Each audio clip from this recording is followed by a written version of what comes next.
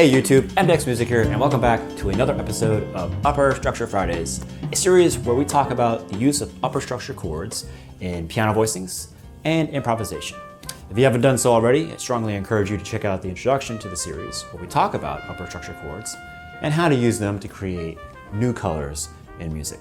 We'll put a link in the description below, or you can click on this iCard right here.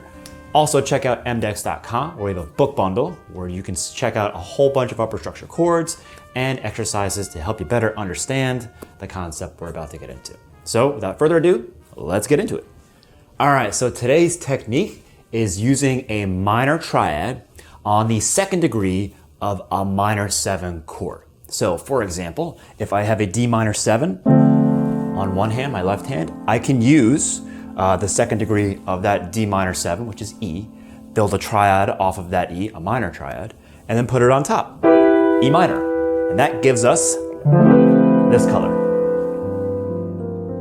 So like I said, to construct this upper structure, we simply play a minor triad over a minor 7th chord, starting on the second degree of that chord. For example, in D minor 7, the 2 is E, so we simply have to play an E minor triad on top of the D minor 7. We now have a D minor 7 with 3 tensions, the 9th, the 11th, and the 13th. You can simply think of this upper structure as fully extending the minor 7 chord all the way to the 13th. So this is nothing more than a simple extension of the minor 7 chord that we have on our left hand. 1, 3, 5, 7, and then my 9, 11, and 13 function as that E minor triad that we spoke of earlier. Another way to think about this upper structure is by playing a minor triad a whole step above the root of the minor 7 in any inversion.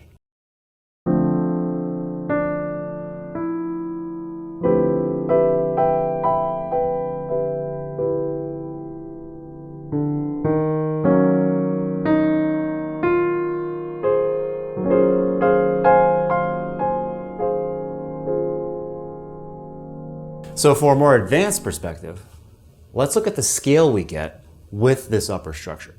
So if I have my D minor 7 down here and my E minor up there, what would happen if I were to take the E minor triad that I have on top and insert it into that minor 7 chord that we started with? What you'd see is just basically, now I have a sequence of notes in alphabetical order, D, E, F, G, A, B, C, that spells out a D Dorian scale. So when we put all of the notes from the chord and the upper structure in alphabetical order, we get the Dorian scale because 1, flat 3, 5, flat 7, 9, 11, and 13 is also 1, 2, flat 3, 4, 5, 6, flat 7. So because this upper structure technique that we're using includes so many tensions, all of them, you want to be real selective with how you use it. It's a very crowded sort of voicing, unlike the last technique we just went over, where we only added 1 tension. This one has a lot of notes in it that make it less flexible than the last technique.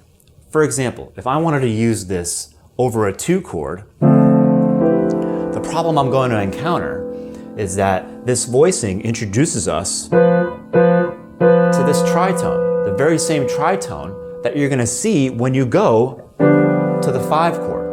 So it sort of loses its subdominant-esque nature because of that tritone that's in that voicing. This is a much better voicing to use in modal music. A good example of a modal piece of music where you might want to use this technique is So What by Miles Davis. Because the whole song revolves around one mode, and that's D Dorian, which is exactly the scale that you get, like we talked about earlier, when you combine the tensions with the chord. As a matter of fact, if you look at the real book, it even says E minor 7, even though that's not really what's happening here. That upper structure works perfectly for this whole, not only the A section, but the B section too, because the B section is the same thing, just up a half step. So not only can you use this in your voicings, but if you want to improvise, it's a perfect upper structure triad combination to use. All right, so now it's time for your upper structure challenge of the day. See if you can picture the minor triad on the second degree of the minor 7 chord that we're going to give you. As always, we'll give you 4 beats to answer. Feel free to pause if you need a little bit of extra time. D minor 7, E minor, E minor 7, F sharp minor, B minor 7, C sharp minor, A minor 7, B minor.